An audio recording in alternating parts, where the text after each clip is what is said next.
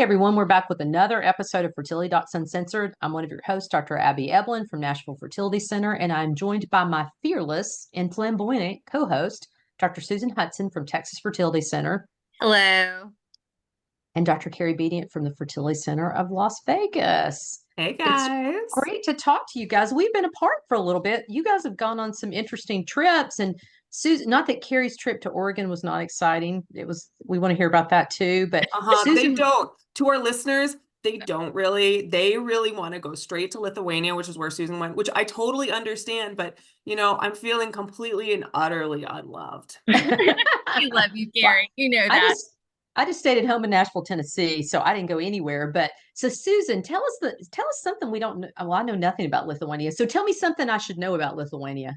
So, according to the poll last week, Lithuanian children are the happiest on earth. All Okay, right. well there you go. How come?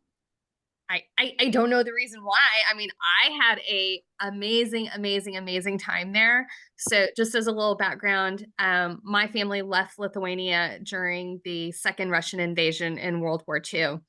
And none of us had been back since. And about a year or But so ago, to be clear though, you weren't alive back then. That was I pre was not you. alive. I was not even a figment of somebody's imagination at that point. Gotcha. Exactly, yes. So me and my mom and my children recently got our dual citizenship between the US and Lithuania. And so we wanted to go and check out Lithuania, see where we were from. And it was one of the most educational, amazing trips I have ever been on in my entire life. The country is beautiful. It is not crowded. So, when you go to kind of, you think about a lot of European cities and it's a lot of people all smushed up together and Yeah. you're worried about pickpockets and everything like that. Never felt that anywhere we went. Were there We many tourists from the United States there that you knew of, or we I don't know how many other American tourists we saw. I mean, there uh-huh. were definitely other tourists from other part of the world. There are lots of people speak English. Um, Okay, yeah, I wondered about that. English is not their typical second language at this moment in time. Huh. Their second language they learn in school currently is Russian, but Huh. the government is working to potentially change that for obvious reasons. Huh. And so, but most of we only had one city that we went to that communication was a little questionable. Um, but it was we went to the capital city, Vilnius, and had an amazing time. The old town is beautiful, clean, restored, churches, historic buildings. I mean, it was just it was What kind of food did you eat there? so I mean, most of the time we tried to eat traditional Lithuanian food. Which is They love their potatoes. Okay, they have okay. potatoes in every way, shape, or form you can think of. Which is They're mostly gluten-free, right? It is mostly gluten free. Hey, good. They have their quintessential thing they're known for is this pink soup, which pink soup sounds weird. It's a cold soup. Is So it kind of like I borscht? guess well, it is borscht, okay. But What it makes it pink? What makes it pink? Does it have beets, beets or beets, Beets. oh, beets. oh, I like And beets. I then bet they I would also like have a that. warm soup. So I got to try the warm one and I got to try the cold one, and they were fantastic. The warm one was more familiar from what my Oma, my grandma, fixed when I was a kid. But I had amazing Lithuanian mead, which is also gluten free. Um, Oh, it was like I said, it was amazing. Most of the museums, everything was written in Lithuanian and English, so we could oh, Nice. learn about the history. So the Lithuanian Empire has been around for centuries and centuries and centuries. At one point, it was the largest empire in the world, and just learning about what's happened over hundreds and hundreds of years and their monarchies and their it's a neat thing to learn about, and it's things that we don't learn about in US history education. yeah. So we had an amazing time, and I'm So, going to go back later this year with my mom. so what can you say in Lithuanian? Can you say hello and goodbye and good night and good day or? Where's the bathroom? I need to pee. Yeah. No, I mean, honestly, I really didn't have to learn most of any of those things. We did learn how to say, thank you and those types of And things. how do The you say only thing that? I know from my childhood in Lithuanian is a little like nursery rhyme that my Omo used to say to me, and it was and I probably completely mispronounced this, but this is what I heard through my little childhood ears. It was and for those of you watching us on YouTube, you took your hand and you rubbed the palm and you go Veta Veta Polita Koshita, Tom David, Tom David, Tom David, Tom David, Tomajisha Nabolika, Bega Bega Bega Bega Bega, and you tickled the little kid. Wow, that sounds Aw. fun. I'm not sure what you said, but it sounds like it would make So me laugh it was fun if I as were a a little kid. kid. So that was a wonderful childhood memory of mine. Well, very cool. So now that you've been doing all the talking, Susan, sorry to throw it to you again, but do you have a question for us? I do. All right. So, question for today. Thank you so much for your show, which has been a great source of education and comfort. I am a carrier of androgen insensitivity disorder, and my husband is a carrier for BRCA1. Otherwise, we have no fertility issues, and testing was all normal. We will be doing PGTM testing on our embryos to screen for BRCA. We do not want to screen for AIS. If we do not have the option to choose BRCA negative embryos that are normal, we are considering transferring other embryos with XY chromosomes, since BRCA positive males typically experience less negative health issues. Should we be concerned that BRCA carries the same risk for an androgen AIS XY woman as it does for an XX woman? Thank you so much for your help. That sounds like a genetics question to me for a geneticist, but BRCA is still bad for men too. I mean, men still have issues related to it. So I mean, honestly, I don't know, but I mean, I think there's equally bad things that men and women can get with the BRCA gene. Just we hear more about breast cancer. Yeah, I mean, most men with breast cancer are BRCA carriers. And so I would say if you are a AIS XY woman and you have breast tissue, I would consider, I mean, in my general thought process, the more breast tissue you have, the more likely you're going to potentially have it.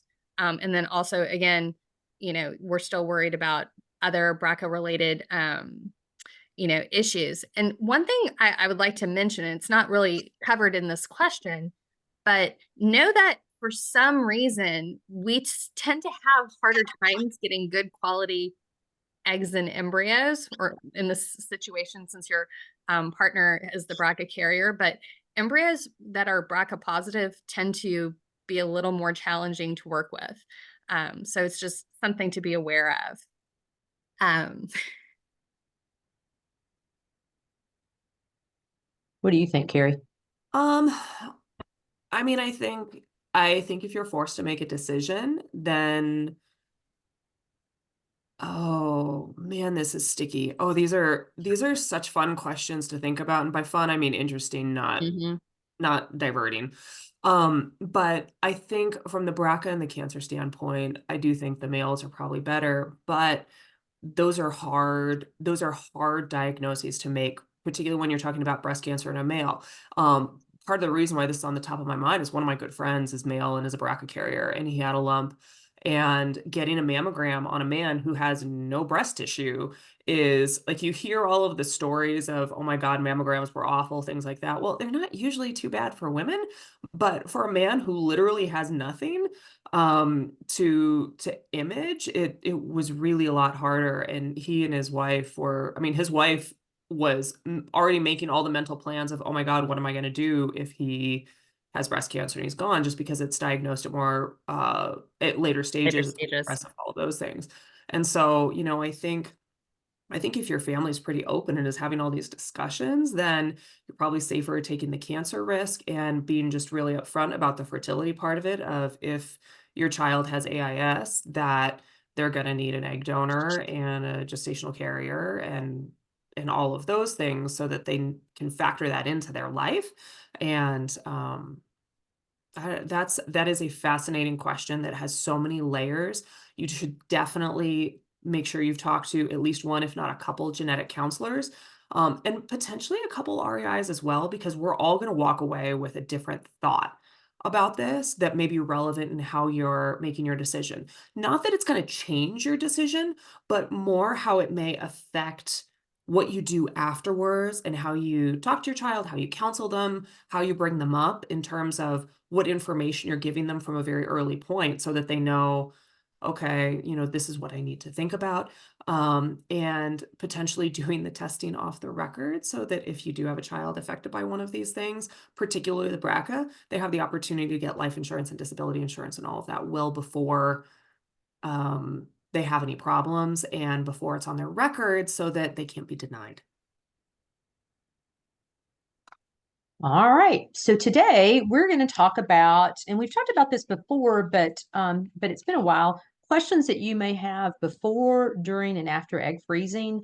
And I talked to some physicians this week, and they just kind of brought it to the forefront. There's a lot of things that even people in the medical field don't know about egg freezing. And so I kind of like to start out for people who have maybe not listened to us for very long. Susan, if you'll just kind of tell us a little bit about kind of why you would do egg freezing, and we'll kind of start with that.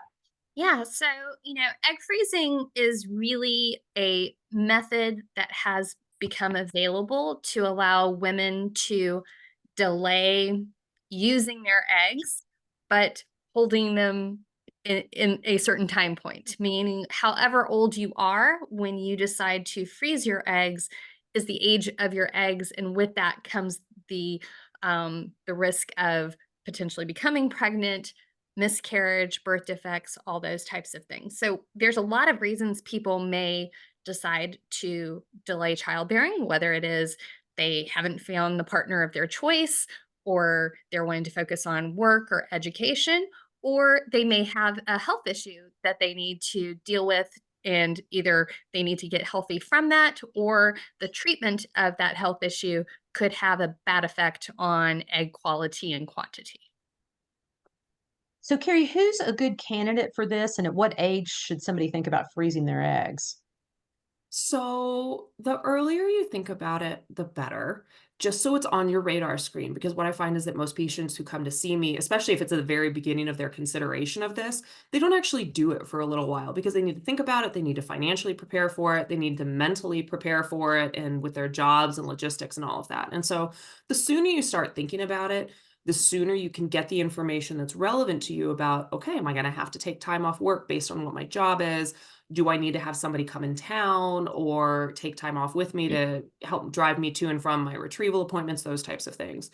Having somebody with you at those first visits as you're getting all that information, because like any fertility consult, there's just a ton of information that most likely you haven't heard a lot of that information about before. And so I would say that as soon as you start considering it, at least go to a visit. You don't have to do anything, but go to a visit with a doc so that you can start getting the information. I would say the time that you need to act is generally once you're into your, I would say the 30s. Mhm. Between like 30 and 34 is kind of the sweet spot. I like 31, But the 30. sooner the better, though. Even if you're in your 20s, it's fine too, I think.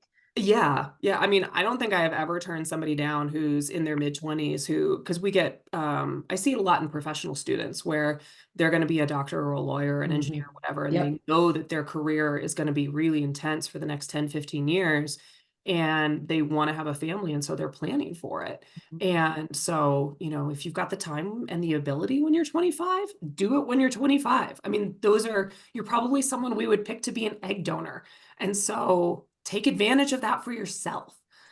So, one thing we'll talk about in a little bit, I'm sure, is how many eggs to freeze and that type of thing. But the Yep. reason why we emphasize freezing your eggs sooner than later is that it kind of is a double-edged sword, in that the sooner you freeze your eggs, the more likely you are to achieve pregnancy, and the fewer eggs it takes to actually achieve that pregnancy. And when you do an egg retrieval, you're more likely to get more eggs. So if you're young, you're going to get lots of healthy eggs that are more likely to achieve pregnancy. Whereas the older you become, if you come in to see us when you're 38, 39, 40 and want to freeze eggs, we can still freeze eggs, but those numbers of how many times you're going to need to freeze can be vastly different depending on your ovarian reserve. Yeah, so everything's worse when you get older. The number that you get is usually lower, the quality's poor, they don't thaw as well. So a lot of reasons to try and freeze them early. So this is a non-medical question, and one or both of you can answer this, but the question I got when I was speaking this week was, so how much does it cost to do this? And some insurances cover it, but if they don't, give me a ballpark of what it costs. I'd say around 10,000. Yeah, plus or minus the cost of medications. Mhm. And the meds are usually like 4 or 5,000, something in that And the range. younger you are, the less meds you're going to need to take. Yeah, Exactly. And storage is probably somewhere in the area of 50 to $100 ish a month, Mhm. somewhere there. Actually, it's funny. Somebody asked me that question too, how much is storage? And somebody that had been a former patient of mine, I go, well, I think it's around 12 to 1,500 a month or a year. And she goes, actually, it's 1,200 a year. I think she pays $100 a month. So yeah, so that's the answer. So, tell me a little bit about the nuts and bolts, Carrie. Like, if somebody says, okay, I think I want to do this, what test would you do on them ahead of time, and how do they get started? hmm So you get started with a fertility appointment and talk to the REI. And what they'll do is they'll get all of your history. They'll make sure there's no medical concern. So if you had something like, a heart murmur when you were a teenager, we may ask you to, hey, go get that checked out. I know it's been a while, you've been fine, but we're going to put you under anesthesia. And the last thing we want to do is jeopardize anybody. So we'll have you get any of those things, loose ends tied up. We'll do general blood work and a physical exam. Blood work is primarily looking for infections, but we also want to know about thyroid, diabetes, prolactin, all of those things to make sure that you're, in a good starting point for getting your eggs frozen. And then we're going to do the egg testing. And so the egg testing is looking at usually day 3 labs and imaging. And that's going to include a follicle count. So that's done by vaginal ultrasound, where we take a look at that early stage in your period. You don't actually have to be bleeding. The day 3 is more of a guidance point for us, because on day 3, whether you're bleeding or not, we know that your hormone levels should still be low. And so it gives us a good standard to measure by. So we get that blood work looking at your FSH and your estradiol, along with a couple other things. And then we get that follicle count to see what the available number of eggs is. And then we're also going to get an AMH, which is a different blood test that looks at the amount of eggs you have in storage. And that is a number that we're looking at in general to see, is it low, medium, or high? So your AMH level is not going to say you have 400,000, 21 eggs left in your ovaries. It's just going to give us an idea of your level's high, it's medium, it's low, and we adjust our medications and our expectations based off of that, along with the other egg testing that we're getting. So one quick follow-up question. Is it a problem, Carrie, if somebody has an IUD in or if somebody's on birth control during all this? IUD, nope, totally fine. Birth control, when you're thinking about things like pills, the ring, those types of things where they contain both estrogen and progesterone. Usually we have people come off of that. Sometimes that can have a suppressive effect, particularly if she's been on it forever and ever, amen, because everything will just be suppressed. And so the numbers will look lower. And so sometimes it's better to go off those for a couple of months if you safely can. Now, if that is going to mean you're going to get pregnant at a point when you do not want to be Yeah. pregnant, by all means, do not do that. And the nice thing though is, even though we'd like to have the FSH and estradiol, the antral follicle count and the Yep. MH level, we can still get a relatively good representation of what we expect. And so that's definitely one of those guidelines, not a hard and fast rule. Yeah, and I will say, I mean, I like for patients to go off birth control for a month or so, just to kind of, particularly if they've been on it for a long time, because sometimes it's hard to kind of amp them up. And I just think patients can do better if they haven't been suppressed with pills usually. Although if your AMH is really good, that may or may not be the case. The arm options for birth control, whether you're talking about the rods, the Nexplanon, Implanon, that family of meds, or Depo-Provera, you can also do an egg retrieval while you have those. You do not need to remove them. But any of those methods, you just kind of have to know there's a little bit of guesswork involved in when to start you, because we are not necessarily getting clues from when you get your period. Yeah. That is true. All right, Susan. So somebody's had their testing done. They're ready to get started. They've gotten medications. They tell us about what kind of medicines and the delivery of those and how those are given and how they come in for monitoring. Right. So, couple of different ways that this can happen. There's different ways for us to prepare you. So, oftentimes we'll either have you back on those birth control pills we were just talking, or give you some estrogen tablets or patches, and potentially another medication called ganirelix or cetrotide to kind of let the ovaries take a nap for about a week before the period starts. The injections that you'll be doing during the stimulation for your egg retrieval are subcutaneous, which means they're just under the skin. Abby and I have done them ourselves. I can say for me, I'm a wimp and I survive. So, Yeah, me too. Me too. The first couple of them were a little scary, but then after that, like no big deal, Exactly. And so you'll generally go in for a baseline ultrasound blood test, make sure everything looks good to get started. And then you'll start daily injectable medications, usually around the belly button area. And you'll do those injections on average for about 10 to 12 days, during which time period you'll have blood tests and ultrasounds about every 2 to 3 days, watching the follicles grow. At some point, depending on the type of stimulation, additional injectable medications may be started to prevent you from ovulating. And then when the follicles are at the right size, which is generally probably going to be somewhere between 20 to 24 millimeters, the biggest ones. And again, these are all guidelines because there's exceptions to every rule. You'll receive another medication that's going to help mature the eggs. Now, that medication may be HCG, pregnancy hormone, which looks very similar in your body to another hormone called LH that helps the eggs to mature.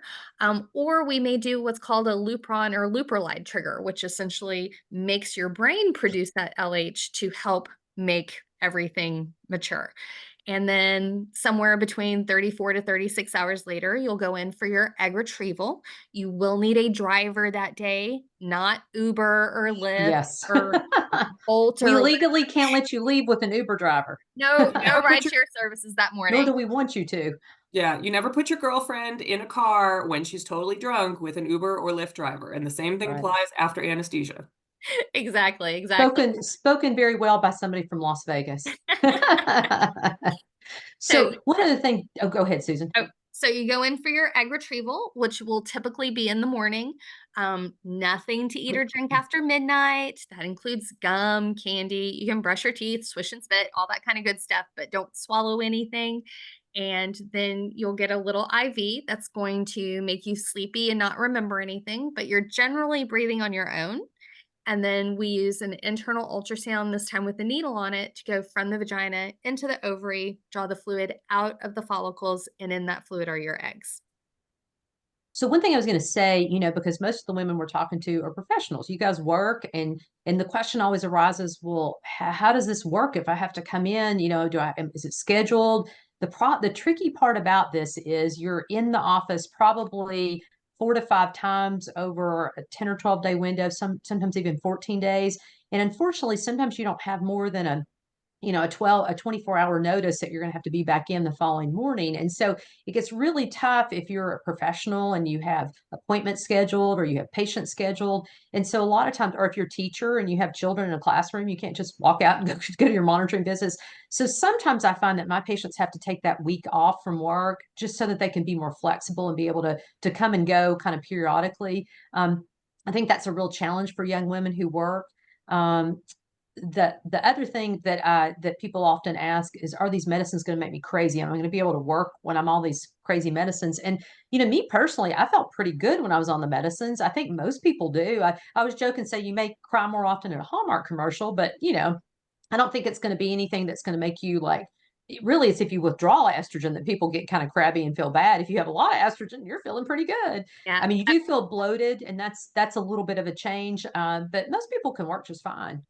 I'd like to make 2 comments. So one thing is remember, especially if you work in a larger company where you may be covered by FMLA, this is medical care. So you Mm. can get notes and things from your doctor to help protect your job. I know that doesn't apply to everyone who may be listening, but that is something to keep in mind. And also, as Abby was talking about, how does it make you feel? I mean, IVF in general it's a stressful thing because you've got a lot invested in it and that type of thing. And I find it's more the stress of what you're going through. And when people are going through egg freezing, with the exception of people who are struggling with health issues, that's a whole different ballgame. But when Yeah. I'm electively Elective and egg saying, freezing. I want to freeze my eggs because I don't want to have a baby for 5, 10, 15 years, like that's a different mental state than I've been Yes. struggling with infertility. I've been trying for a blank amount of time and I haven't been successful. So that's something to kind of when you're on your blogs and looking at all your internet Mhm. stuff, I always say Yeah. kind of take everything with a grain of salt and know that if you're doing this for true fertility preservation that's elective, your state of mind is probably in a different place than other people who may be going through IVF for other reasons. And that you're right, that makes a huge difference, I think, too.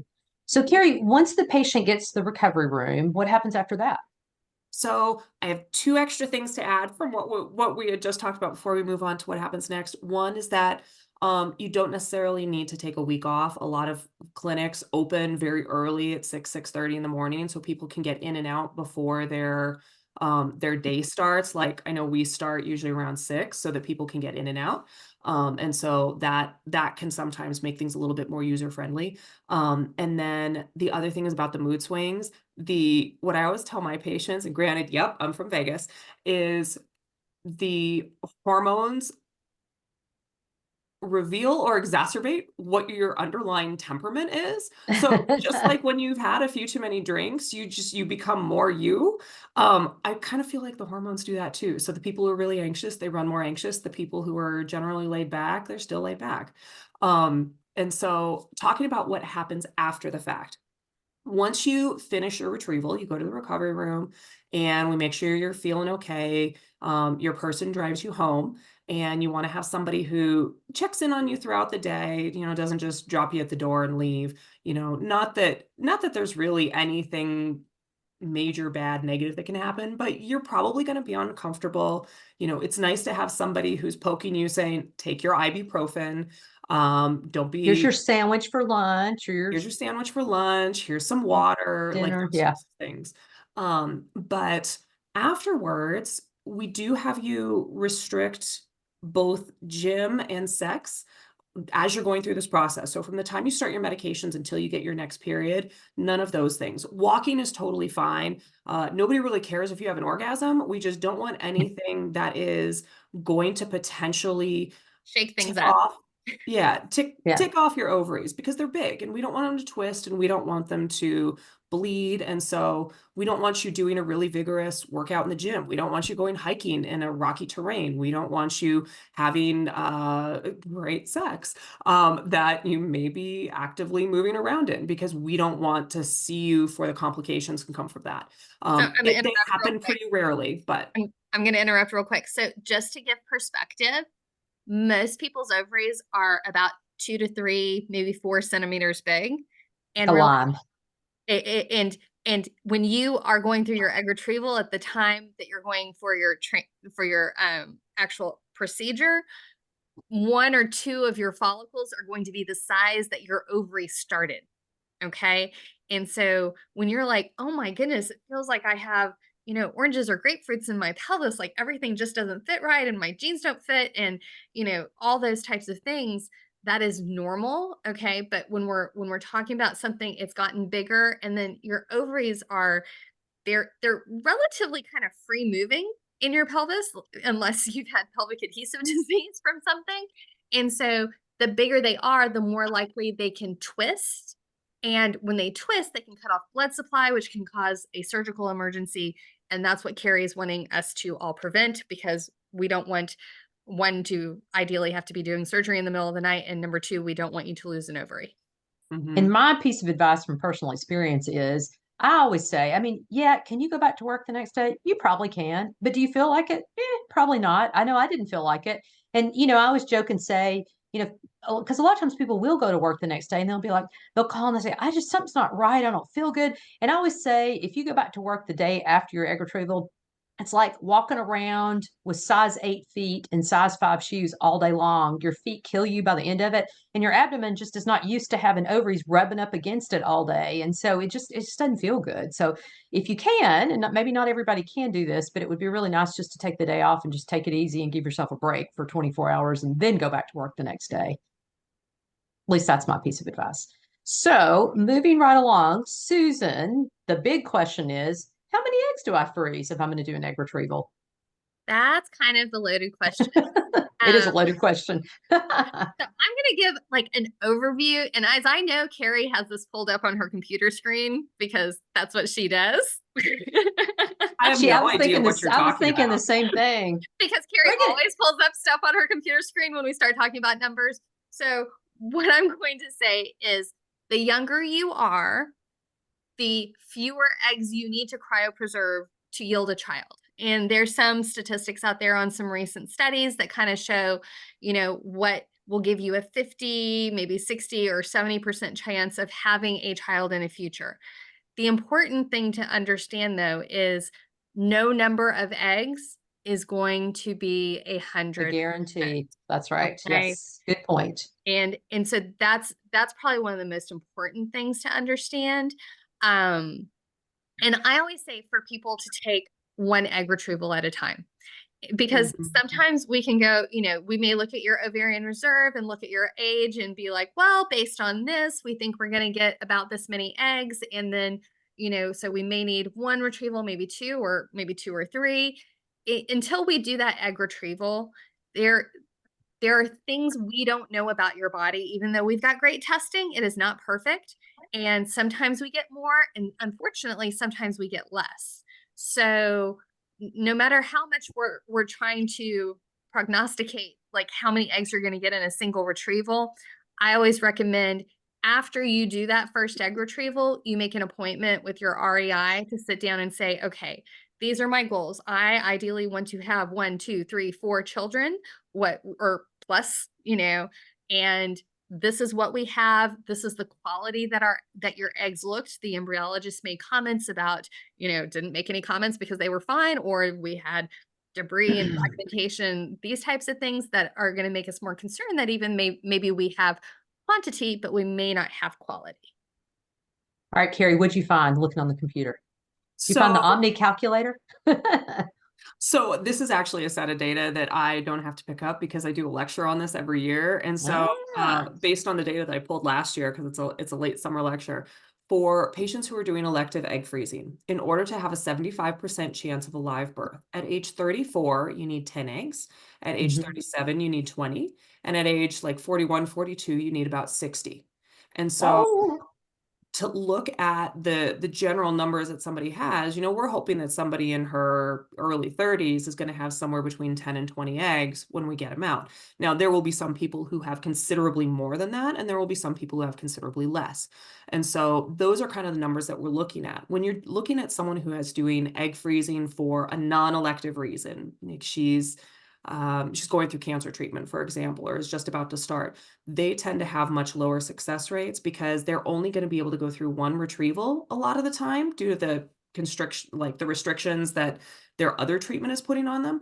And their bodies are also stressed. A little bit, they're stressed. I mean, they're fighting off cancer or whatever. They're not healthy.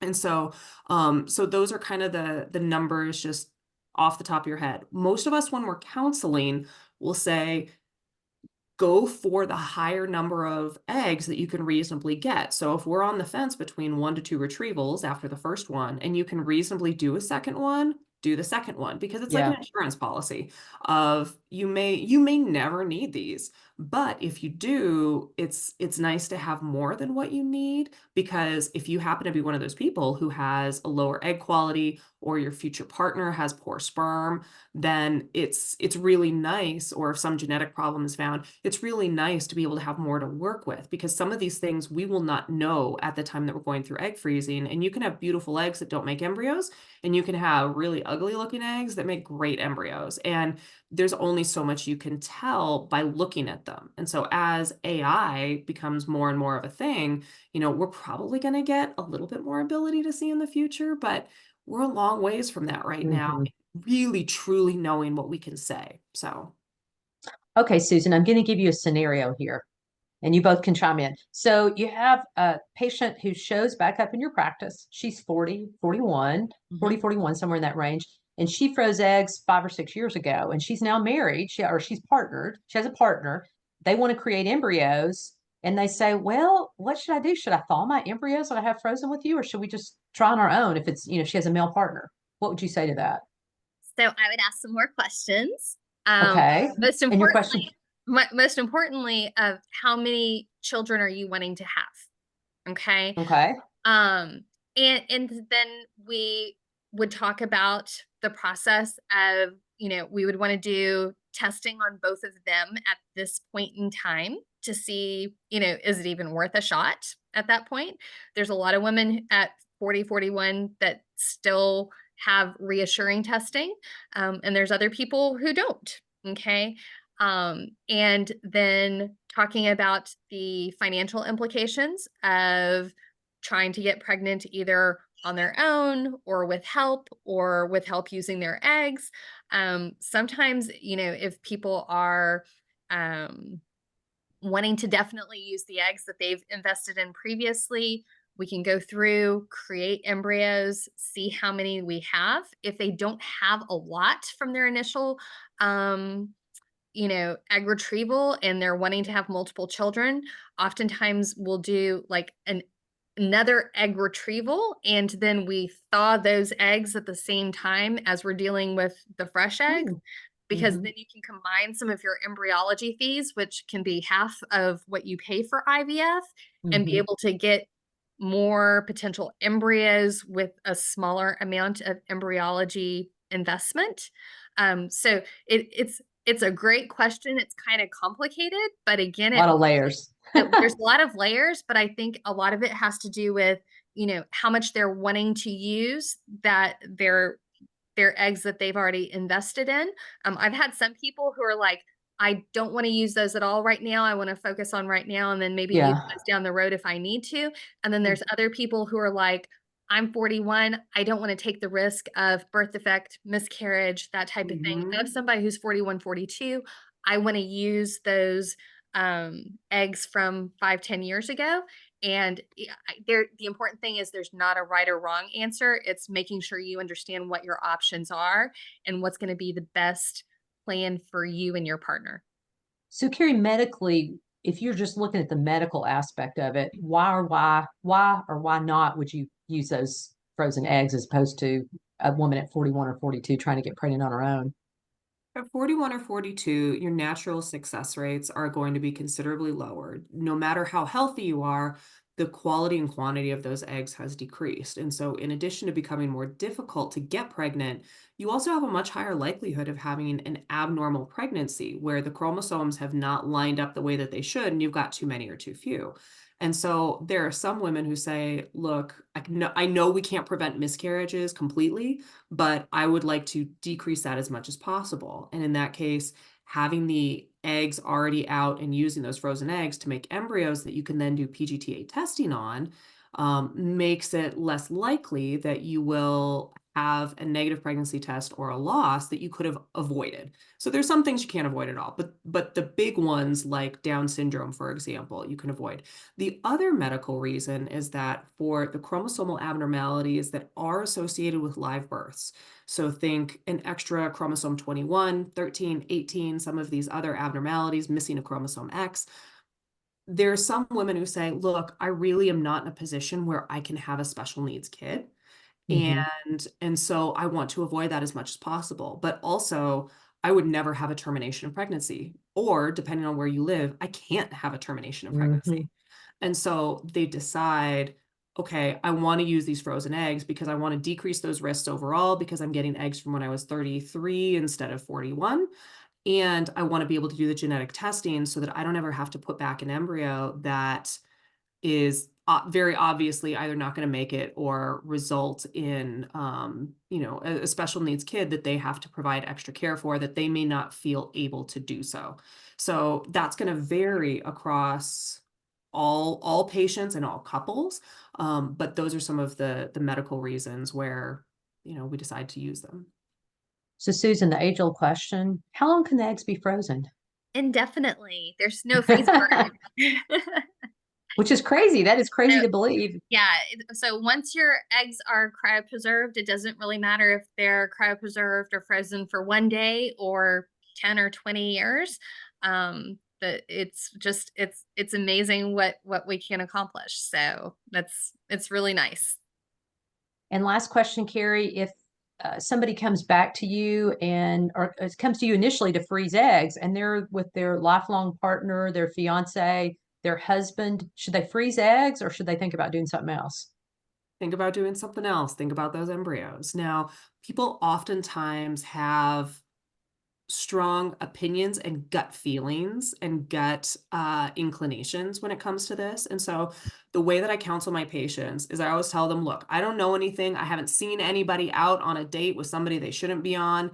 But when you have a life partner, if you guys know that you are in it for the long haul and everybody feels totally comfortable, make embryos because there's more that we know about an embryo. We know we have a much higher likelihood of success. We know if it's genetically normal or not, all of those things. With eggs, you don't really have that information. But once you have combined egg and sperm, they're combined. Even if you don't like that person anymore, if you want to use those embryos, never mind the fact that you are now 45 and can't conceive on your own at all, they have to sign off on that. And whether you are together or not, whether you like each other or not, you have to have their permission. And so that is something that's very, very important to deal with up front. So some patients will decide they're going to make a contract, a legal contract about it. So they know, okay, if they split, this is what's going to happen to these embryos. There are some people who choose to freeze both eggs and embryos and they do 2 cycles so that they can do 50-50. Some people with very high egg counts may be able to do 1 cycle and split 50-50. That is an in-depth conversation with your doc to have. But if you have the ability to reasonably freeze embryos with someone you're very comfortable with, then absolutely freeze embryos. Life happens and life happens in every single direction, especially when you're talking about relationships. And so that's something where it's important that you feel comfortable, even if it's not necessarily rational. It's helpful to feel comfortable. So even if you've been married for 10 years and have been talking about kids forever, if you really want to have eggs and embryos frozen, listen to that because you can always go back and use those eggs later, but embryos can't be reversed, although they do have much higher success rates. For people that have not heard us say it a million times before, why is it better to have embryos than frozen eggs? So you're further down the process line. So when we look at, you start off with so many eggs, say you start off with 10 eggs, not all of those eggs are going to survive the freeze and thaw process. Not all of the eggs, when you introduce a sperm, is going to accept the sperm and become an embryo. And as an embryo grows from day 1 to day 5, 6, or 7, you're going to lose somewhere, you're only going to end up with somewhere between 30 to 50% of those at the beginning. And then half of them, depending on your age, at least are going to be chromosomally abnormal. So if we have a chromosomally normal embryo at the end of the process, we then know you probably have about a 70% chance of taking home a baby. Whereas if you have a frozen egg, there's a lot of things that still have to happen. That can happen, Granted, yeah. it's only in a week, but there's a lot of important stuff that happens in that week. So Well, very good. Any final thoughts that you guys have? Anything we missed that we need to mention? if you are thinking about Mhm. cryopreserving your eggs, talk to your doctor, talk to a reproductive endocrinologist, talk to your OB-GYN. A lot of OB-GYNs start mentioning this when people get in their mid-30s, but if you're in your late 20s or early 30s and thinking about it, bring it up, okay? And then you can get to the person who's going to be able to help you do this because it's important. It's important. The other thing is that if you are in your late 30s and you're considering this and you don't currently have a partner, one of the things that your doc may bring up is certainly doing multiple cycles, but potentially doing some cycles of egg freezing and some of embryo freezing using donor sperm. I have one patient who's going through right now who she started with me a couple of years ago when she was 39, decided she was going to freeze a couple embryos using a donor sperm sample and got 2 gorgeous tested embryos. She then went through 4 or 5 egg freezing cycles and got a handful of eggs. And when she just came back this year with her partner, none of those eggs turned into good embryos. However, she is currently pregnant with her embryo using her donor sperm, using her eggs, and she and her husband were very upfront with each other, and they're like, all right, we'll get her eggs now, and in the future we'll use an egg donor with his sperm, and that's how they're going to build their family. And so think about whether or not donor sperm would be okay for you, particularly if you're in your late 30s, early 40s, because that might be a little bit more certain of what you might get down the line. Very good. Well, to our audience, thanks for listening and tune in next week for more. Be sure to subscribe and leave a review on iTunes. We'd love to hear from you. You can follow us on Instagram or Facebook. So hop on and leave us a like or a comment. Thanks. You can also visit fertilitydocsundcensored.com to submit specific questions you have about infertility. All questions will be answered on the podcast anonymously for our Ask the Doc segment, so don't hold back. We also love episode ideas, so let us know what you are thinking and want to hear. As always, this podcast is intended for entertainment and is not a substitute for medical advice from your own physician. And keep us posted if there's any ideas for our book that you really think we should incorporate, or any episodes that you want to make sure that the information from that hits the book. All right, we'll talk to y'all soon. See you next week. Bye. Bye. Bye.